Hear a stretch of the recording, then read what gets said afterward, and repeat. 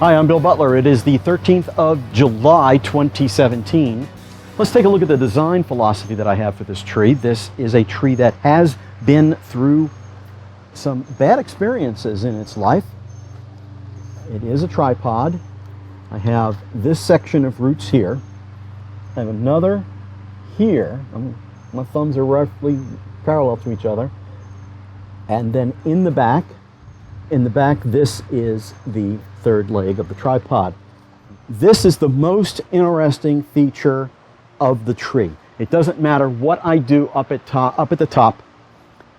Everybody's going to see this crazy base, going to see the knees, and then they'll look up at the top and see what I did. This was nature. Up here is Bill Butler. I have to come up with a way of relating the base of the tree to the top of the tree. This is going to be the dead apex of the tree. I'm going to put wire on it, give it some character, just as I have in here. Give this some character, let it go for a couple of years more, let it harden off, and then I'm just going to just strip it. It's going to have a little flat pad with just a couple of branches coming off of that, and it'll just all be preserved wood. I will be carving the bark away, not much of the underlying hardwood, and I will take it perhaps a little higher than that apex, maybe give this a little character in there, bringing this down, not all the way. I want to bring it down just a little part of the way at first. I can always take it further. I want there to be a story that relates the base of the tree, with the top of the tree, so the scarring activity will be one way to do that. There is the idea that I could start here and just carve down into the trunk with a long spade bit.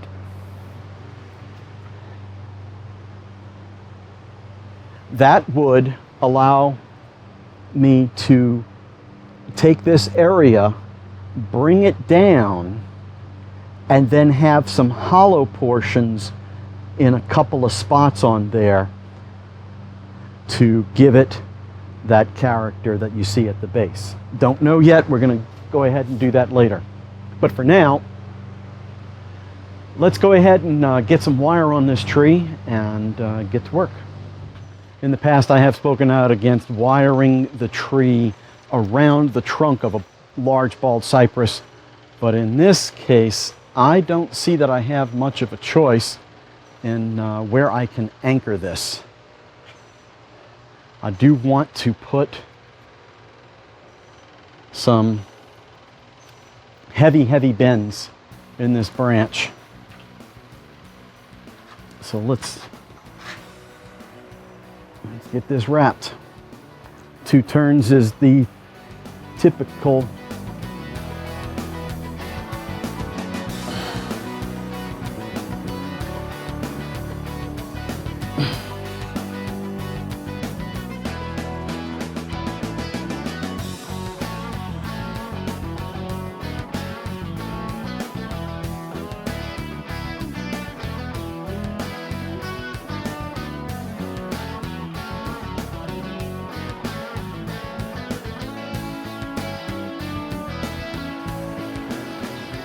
You want to have some fun? Bring pencils to your next demonstration. And you better be friends with the person you're doing this to. Right about there is when you break your pencil in the demonstration, and the visiting artist gives you a really dirty look. Now, I've got it just in a single plane. Now I'm going to go ahead and give this some left and right movement, but which way first? I want to take this away from the apex here. I want to take this branch, pull it away, and by happy accident, I've got it right where I want it. Let's see if I can do this without.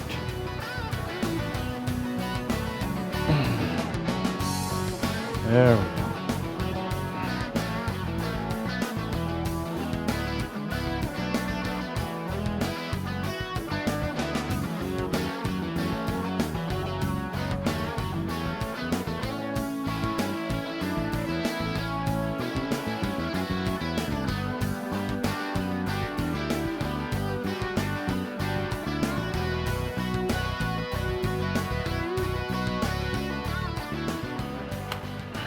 This is kind of a sucker, so let's get rid of him. Goes by. Very good. Not too far up the branch. Let's go ahead and cut this tree back so I can start making more lasting decisions.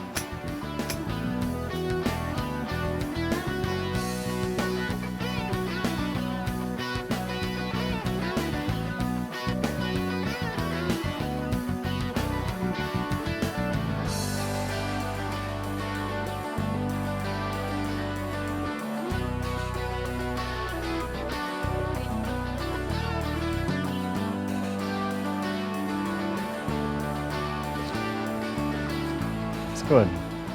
Do a little defoliating on some of this. Let's see if the tree thanks me for this with some new branches.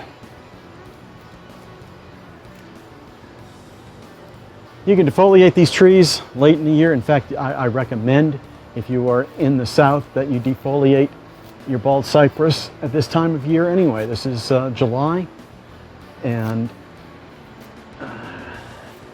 about now, a lot of the trees are bronzing, maybe partly from the sun, but more likely from rust aphids.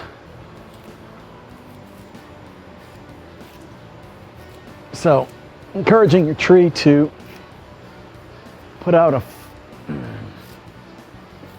new, beautiful green canopy. Not a bad idea, even if you've been working on this on your tree rather heavy. Okay, one more over here.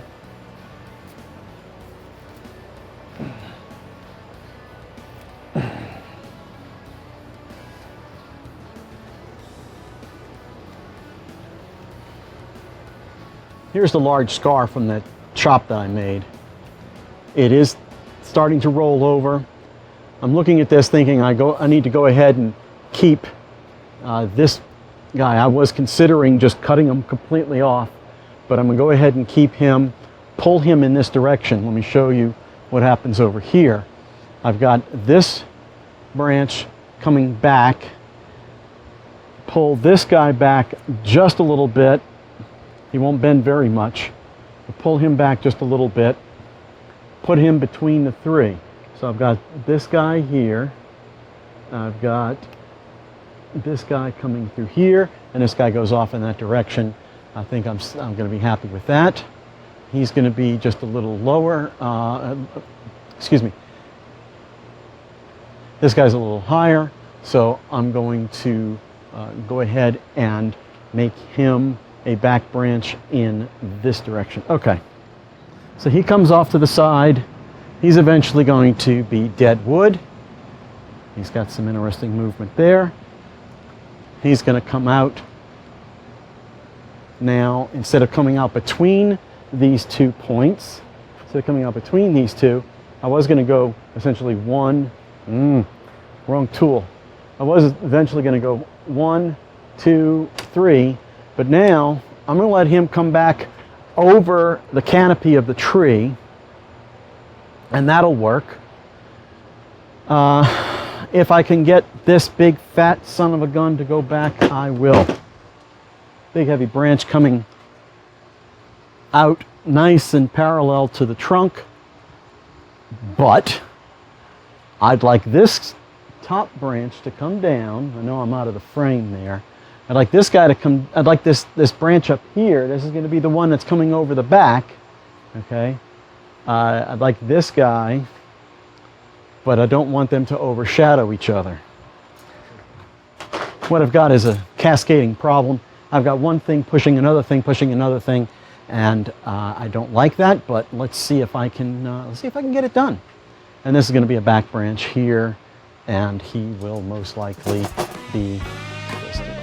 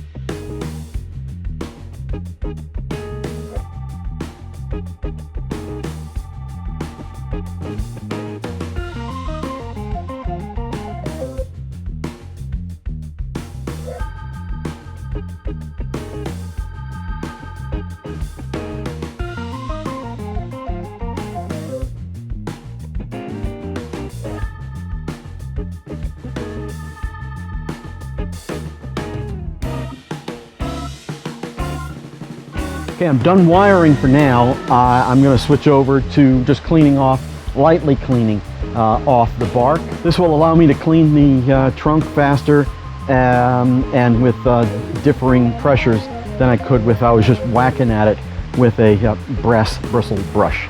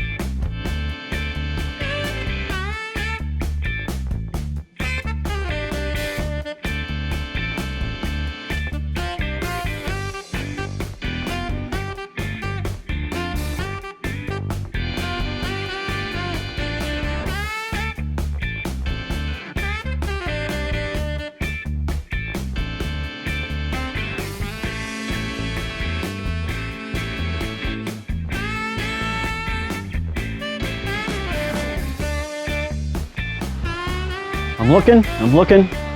I'm thinking this is about it. I am done wiring. I am done cleaning. I will not be repotting, of course. This is just styling, and I'm gonna keep it in its little tub here.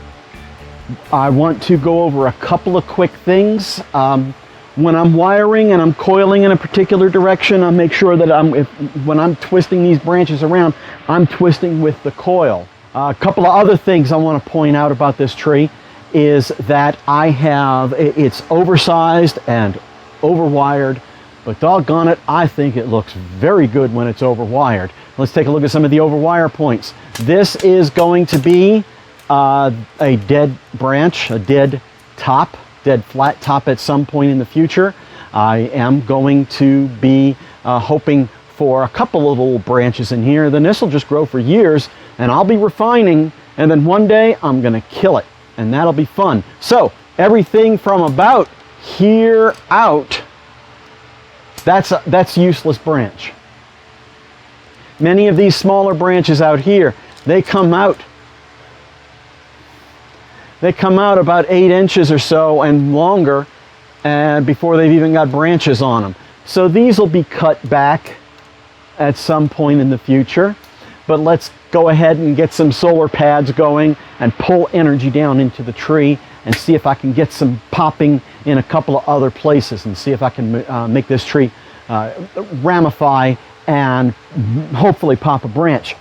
Crawfish boils, have a few beers, pull out a bonsai tool, and then say to myself, why is that branch there? And I cut it off, and I wanted that branch. I wanted a branch right here. It was going to counterbalance this just a little bit. Now I have to settle for little tiny branches that are further back around, but these are only a couple of years old. Maybe I can get something to pop over here after all. Another place where I am going to be cutting off in the future is there. This is going to be the final leader, or at least the general line of the tree is going to come out through here, and that means that all of this will eventually be cut off. Why is it all wired out? I like how it looks. I've got a lot of branching out here, not much taper in this area, and this will be reevaluated as time goes by. Same thing for this. Any of these long, leggy branches are things that I'm going to be pulling in as time goes by. But for now, let's get the panels open. Let's pull that energy in.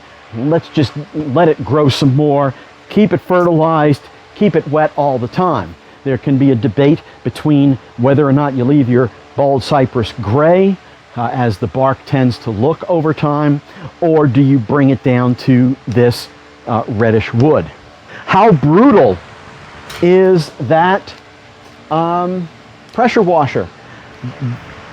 You can't see it from there, but right up here I've got a little tiny green bit of a branch, of a leafy branchlet there, and he got hit several times and he's still there. So I wasn't doing a great deal of harm to the tree when I was cleaning it. I think that if I was really scrubbing away, I might be doing more damage than the pressure washer did. I thought about this long and hard. I wanted a name for this tree that would reflect a woman in prayer. I saw when I looked at this, I saw a woman's hands clasped in prayer. Here's her head, here's the torso, her hands are in prayer. And I wanted a saint. I am Catholic, and I wanted a Catholic saint. And I did a little research online, and I have come up with Kateri Tekakwitha. I am not pronouncing that correctly, but she was the first Native American to be canonized. She lived back in the 17th century, Algonquin Mohawk. She converted to Catholicism and dedicated her life to a Jesuit mission in south of Montreal in Canada. She is the patron saint of ecologists, ecology. I'm going through Wikipedia and the environment, environmentalism and such. So I see her as just a whole bunch of really interesting things coming together at once, so that I can feel comfortable naming this tree the Saint Kateri tree. Here's an interesting coincidence. Today is July 14th. July 14th just happens to be Kateri's feast day. So all of this is coming together. I'm getting a good vibe about a name for this tree. It's a tree that pulls in a little bit of American bonsai, Native American saint, woman in prayer, me being Catholic, today being her feast day. I'm very happy about this. She is the first, as I mentioned before, the first Native American to be canonized. This took place by Pope John Paul II on June 22nd, October 21st, 2012 by Pope Benedict. She was beatified back in 1980 by Pope John Paul II. So that does it for tonight. I'd like to thank you for watching my videos. I am trying to make myself do more and better bonsai, and doing these videos keeps me on track. Your positive feedback, your negative feedback, any feedback whatsoever is constructive to me. Feel free to comment below. If you haven't done so already, subscribe to my channel and click the little bell next to the subscribe button to be notified for when I have posted new videos. I am not a prolific poster, so if you happen to catch that, you'll be happy you did. At least I hope so. This is going to be a project tree that I will be continuing into the future, and I hope to have many of you follow along on this journey. So y'all take care now. Bye-bye.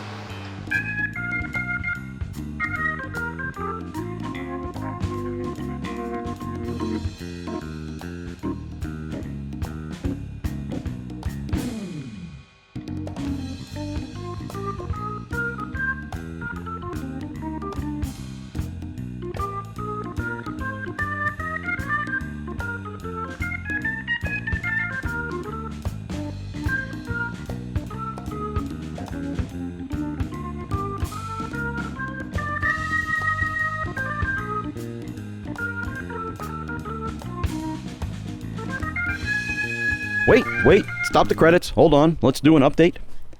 This is 4 months later than the video you just saw. That was July. This is November 7th, 2017.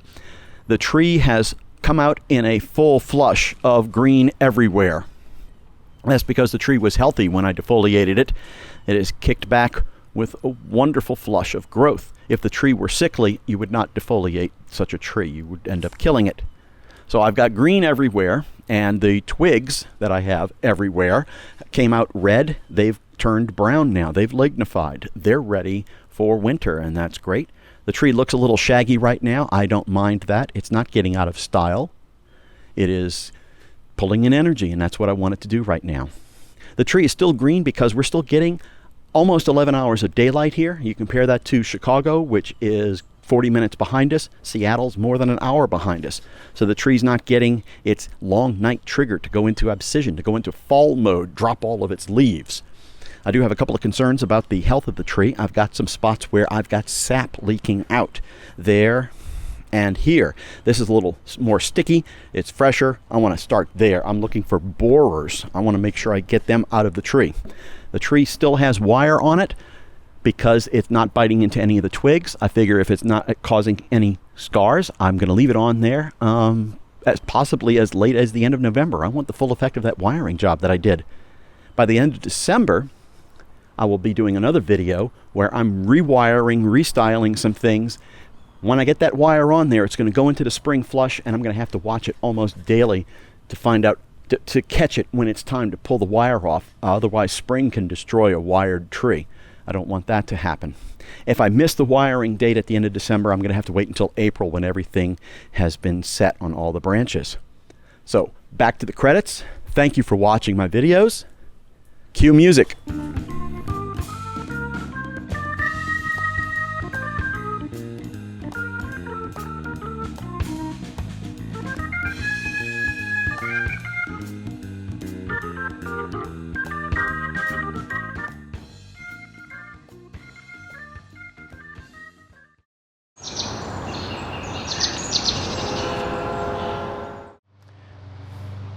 Hi, I'm Bill Butler.